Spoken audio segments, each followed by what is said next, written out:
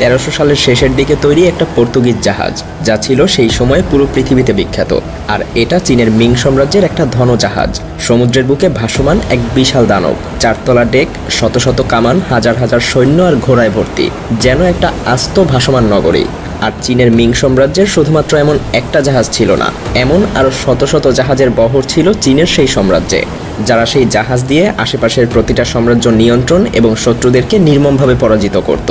আর চীনের এই ভাসমান সাম্রাজ্য তৈরি করেছিল এমন একজন মানুষ যার উচ্চতা ছিল 7 ফিট, যেন সে নিজেও এক দৈত্য। শৈশবে যে মানুষটা অপহরণ হয়ে হারিয়ে ফেলেছিল তার পুরুষত্ব, কিভাবে সমুদ্র জয় করেছিল সে, আর কিভাবেই বা তৈরি হয়েছিল ইতিহাসের সবথেকে বড় বড় জাহাজের এক ভাসমান সাম্রাজ্য। এমন জাহাজ কি সত্যিই ছিল, নাকি কেবল মুখরোচক কল্পকাহিনী?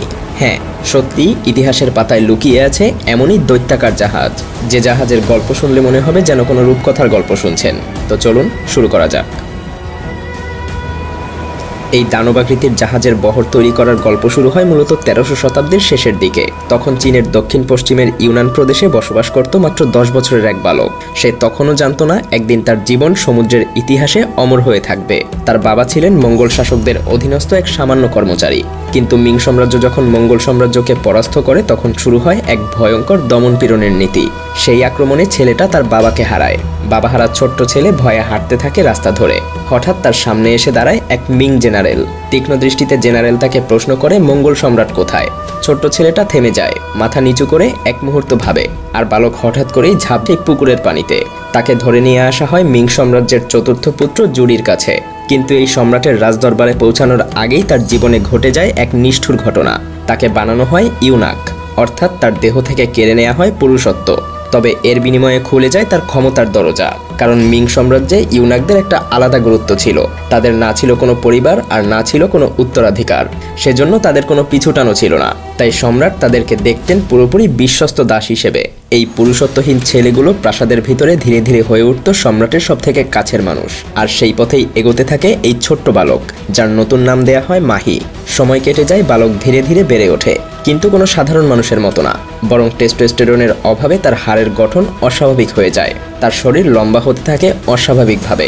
যেখানে সেই সময় চীনের সাধারণ মানুষের উচ্চতা হতো 5 ফুট 8 ইঞ্চির মতো, সেখানে এই বালকের উচ্চতা পৌঁছে যায় প্রায় 7 ফুটে। তার দেহাবয়ব উপস্থিতি সবাইকে ভয় পাইয়ে দিত। আর এদিকে রাজপুত্র জুডিও লক্ষ্য করেন মাহিকে। ধীরে ধীরে মাহি হয়ে ওঠে তার বিশ্বস্ত দেহরক্ষী। একের পর এক যুদ্ধে অংশগ্রহণ করে সাহসিকতা দেখাতে থাকে। প্রথমে সৈনিক, তারপর অফিসার, এরপর পদোন্নতি পেতে থাকে একের পর এক। তবে মিং সাম্রাজ্যের ভিত তখনও টালমাটাল। বাইরে মঙ্গলদের হুমকি, আর ভেতরে রাজনৈতিক ষড়যন্ত্র। ঠিক তখনই রাজপুত্র জুডি এক ভয়ঙ্কর সিদ্ধান্ত নেয়। সে নিজের ভাগ্নেকে সিংহাসন থেকে নামিয়ে দেয় এবং রক্তক্ষয়ী গৃহযুদ্ধে জয়ী হয়ে সে নিজেই বসে ড্রাগনের সিংহাসনে। তার নতুন উপাধি হয় ইয়াংলে সম্রাট। নতুন সম্রাট বুঝতে পারে কেবল যুদ্ধ দিয়েই এই সাম্রাজ্যকে ধরে রাখা যাবে না, প্রয়োজন আরও বড় কিছু, যা প্রতিবেশীদেরকে ভয় দেখাবে আর পুরো বিশ্বকে বোঝাবে মিং সাম্রাজ্যের শক্তি কত বিশাল। তাই শুরু হয়ে যায় ইতিহাসের সবচাইতে বড় নৌবহর তৈরির পরিকল্পনা। আর সেই বহরের নেতৃত্ব দেওয়ার জন্য বেছে নেওয়া হয় জুডির সবচাইতে বিশ্বস্ত মানুষকে, সেই লম্বা ইউনাক মাহিকে। তবে মাহি তখন আর কেবল মাহি নয়, সম্রাট তাকে নতুন নাম দেন ঝেংহে। এখান থেকেই শুরু হয় তার সমুদ্র জয় করার ইতিহাস। ঝেংহের অধীনে তৈরি হয় 27,000 সৈন্য, নাবিক, অনুবাদক, চিকিৎসক, জ্যোতিষী আর কেরানির এক বিশাল বহর। তাদের জন্য তৈরি করা হয় কয়েক ধরনের জাহাজ, পরিবহন জাহাজ, যুদ্ধ জাহাজ, ঘোড়ার জাহাজ, সব মিলিয়ে এক চলমান সাম্রাজ্য। কিন্তু সবার নজর কাড়ে সেই কিংবদন্তি ধনজাহাজ। দৈর্ঘ্য প্রায় 400 ফুট, প্রস্থে 180 ফুট, 4 তলা ডেক, 9টা উঁচু মাস্তুল, যেন ভাসমান মিং সাম্রাজ্যের আস্ত রাজপ্রাসাদ।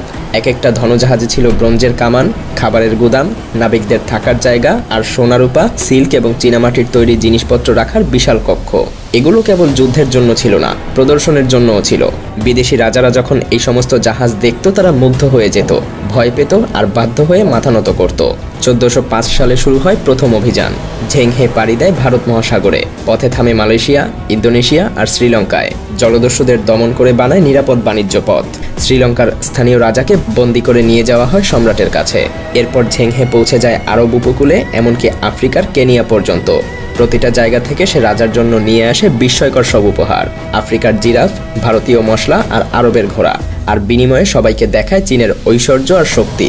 কিন্তু যে কোনো সাম্রাজ্যের মতোই মিং রাজবংশেও শুরু হয় ষড়যন্ত্র।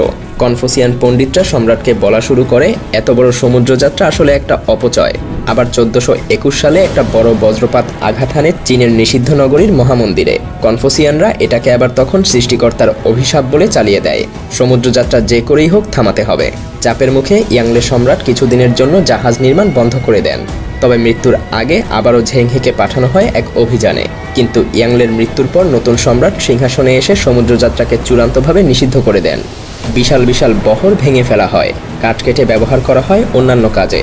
ইতিহাসের সবথেকে বড় নৌবহর যেন মুছে যায় এক রাতের মধ্যেই, যেন এরকম কোনো কিছু পৃথিবীতে ছিলই না। আজও ইতিহাসবিদদের বিতর্ক করতে শোনা যায় যে আসলেই কি এই জাহাজগুলো এত বিশাল ছিল, নাকি লেখকরা এগুলোকে অতিরঞ্জিত করে বলেছে। অনেকে মনে করেন চীনের কাঠ এবং প্রযুক্তি দিয়ে এত বড় জাহাজ টিকিয়ে রাখা অসম্ভব। আবার কেউ কেউ নানজিংয়ের শিপইয়ার্ডে পাওয়া বিশাল বিশাল রাডারের কাঠ দেখিয়ে বলেন হ্যাঁ, এই জাহাজগুলো সত্যিই এত বিশাল ছিল। সে যাই হোক, ঝেংহের নাম ইতিহাসে অমর হয়ে থাকবে। সে ছিল এক দাস থেকে উঠে আসা মহানায়ক, যার হাতে গড়া বহর একসময় সমুদ্র শাসন করেছিল। তাহলে প্রশ্নটা থেকে যায়, এগুলো কি আসলেই ইতিহাসের সবথেকে বড় জাহাজগুলো ছিল, নাকি মানুষের কল্পনা তাদেরকে কিংবদন্তিতে পরিণত করেছে? উত্তর খুঁজতে হয়তো লেগে যাবে আরও কিছু বছর, অথবা উত্তর চিরকালই লুকিয়ে থাকবে এই রহস্যের গভীরে।